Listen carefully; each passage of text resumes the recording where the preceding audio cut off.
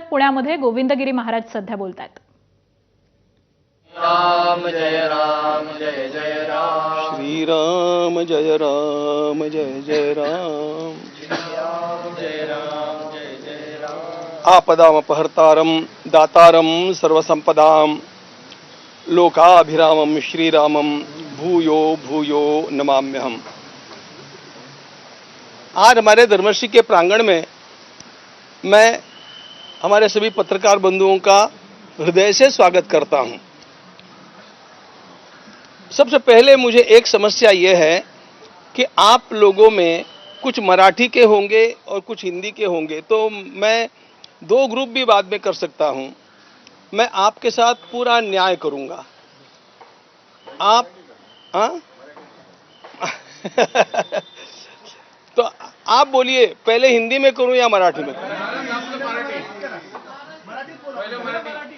पहले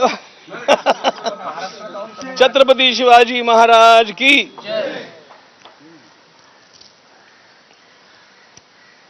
हमारे मराठी बंधुओं ने आग्रह किया है की मैं मराठी में बोलूं, म्हणून मी आधी मराठीमध्ये बोलणार आहे। फिर भी एक बात बतला देता हूं कि यदि कुछ हिंदी भाषा में ही चाहते होंगे, मैं मराठी का पूरा होने के बाद में उनके लिए भी समय दूंगा। आपको जितना समय चाहिए उतना मैं दूंगा। बस आपसे मेरी एक खाली प्रार्थना है कि वो एबीपी के विशाल पांडे ने जिस प्रकार का असभ्य व्यवहार किया, ऐसा व्यवहार आप न करें। मैं अयोध्या में मीडिया फ्रेंडली माना जाता हूं। मैं सबको समय देता हूं, सबके साथ सहज मिलता हूं। तो इस बात को ध्यान में लेकर के आप भी सौजन्य का व्यवहार करें। आपको जितना समय चाहिए उतना मैं दूंगा। मराठी में पहले बात कर लूंगा, फिर हिंदी वाले हिंदी चाहते होंगे उनके लिए हिंदी में भी बात करूंगा। तर आता आपण मराठी सुरू करूया, ठीक आहे ना? हां, सर्वात पहिल्यांदा मला आज तुम्हाला बोलवावंसं वाटलं, याचं कारण काल सगळीकडे खुळचटपणानं एक बातमी पसरवली जात होती की कोषाध्यक्ष राजीनामा देण्याच्या विचारात आहेत, उन्होंने मन बना लिया है। असं म्हणायला कुठल्याही प्रकारचा आधार नाही। मी असं कधी म्हटलं नाही, मी असं कधी व्यक्त केलं नाही, मी असं कधी म्हणणार सुद्धा नाही। कारण मी छत्रपति शिवाजी महाराजांचा अनुयायी आहे। मैदान छोड़ करके भागेंगे नहीं, हम सारी समस्याओं को सुलझा करके रहेंगे, इतना ध्यान में रखना। आता या ठिकाणी तुम्हाला सर्वात पहिल्यांदा मला हे सांगायचं आहे की याच ठिकाणी बोलवण्याचं एक कारण आहे। हा आमचा धर्मश्री निवास आहे आणि इथे मी 1993 पासून निवास करत राहिलेलो आहे।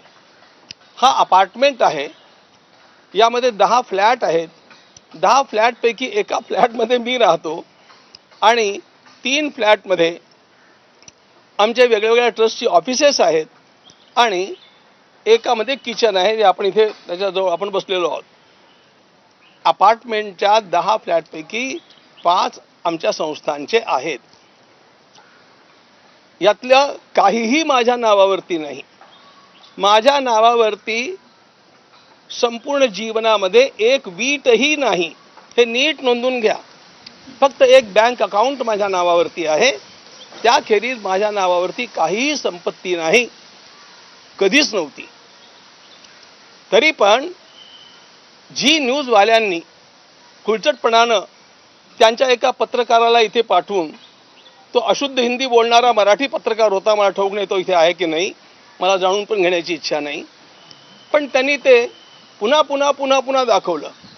मी त्यांना माझी स्पष्टीकरण पाठवल्यानंतरही दाखवलं आणि म्हणून हे एकदा आपण लक्षात घ्यावं, याकरता मी तुम्हाला आमच्या या साध्या भोळ्या धर्मश्रीच्या प्रांगणामध्ये बोलवलं।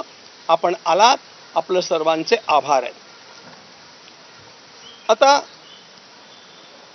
महत्त्वाची गोष्ट अशी की कोषाध्यक्ष पदाचा राजीनामा मी द्यावा अशा प्रकारचं मी कधी ध्वनितही केलं नाही। तरी पण ही वार्ता पसरते आहे आणि म्हणून त्याचं स्पष्टीकरण लोकांना वेळेवरती जाणं आवश्यक आहे।